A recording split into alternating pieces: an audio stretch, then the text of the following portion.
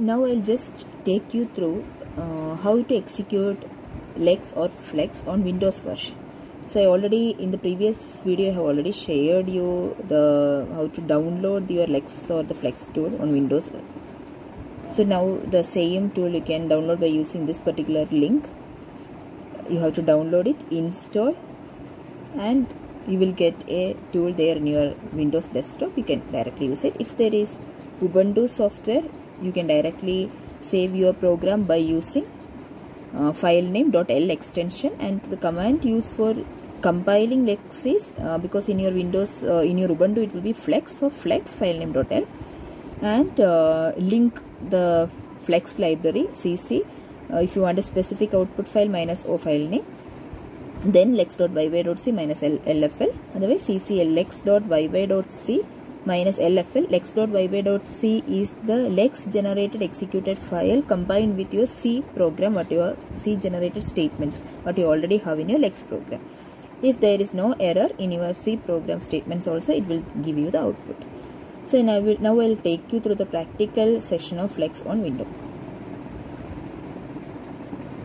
So if you have already downloaded the flex tool, you will get a flex tool there in your desktop, and you will get an editor like this.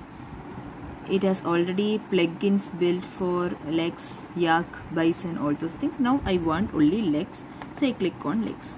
So you can see that there is no Vyware app required, so the option is given, and you can see the specification of lex is automatically set there. First definition section, it is separated by using %%. Then in between this you have to write down your rules. It is not given, you can write your own rules. And then your user subroutine section, where you have to first give lex. It is a must.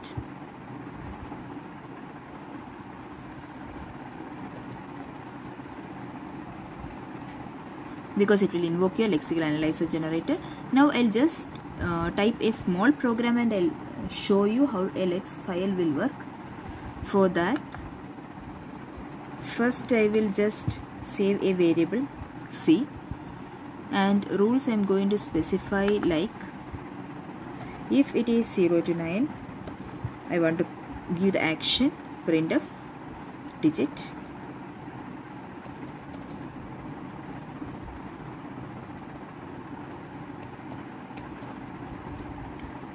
This is only to show you how the execution will work.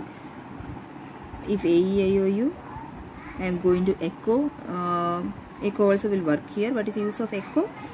It will just echo or print to the console back what lexeme got matched.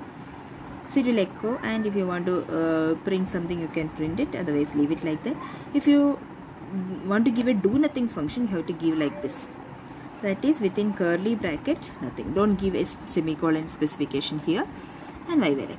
Now this should be saved by using a .l extension. So save, if you click, you can give see here, and type automatically don't have a type specified called as .l. So I created a custom .l specification.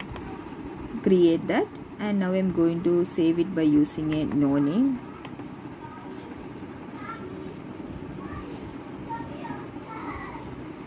It is already saved now. Now you have to, your lex file is already there. You are going to compile the lex. So you can see lex file compile, or you can use Ctrl+1. So if there is no error, it will show you that normal termination. Otherwise, what is the corresponding error? UIF encountered or not match, unrecognized rule, everything will be shown here. Line numbers also will be displayed. You can go through the line number and change the program. So if I suppose I have not given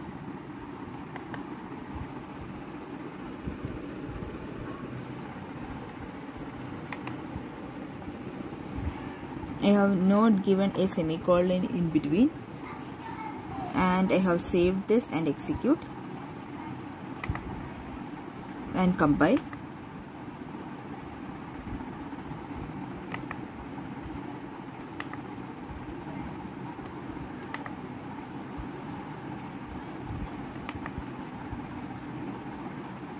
it actually will show the error.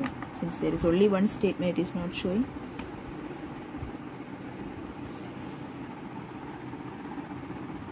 I saved the program and compiled. You can see here EOF encountered inside an action, it is showing. So it means that there is some error there in line number 16. Go to that particular line number, clear that error, again save it and compile. Now there is normal termination. Lex is successfully compiled. Now build the lex build. You can see that error there is an error there in the before lex. So you can see what is the error. Okay, here I have given a bracket.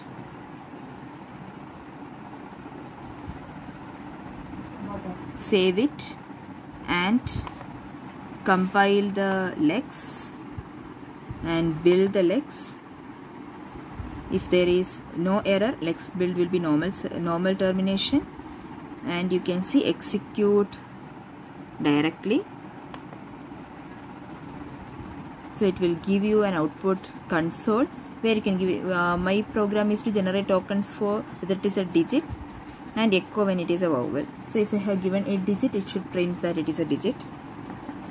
If I have given a vowel, it should just echo A, and if I have given something else, it should ignore it. This is what I want.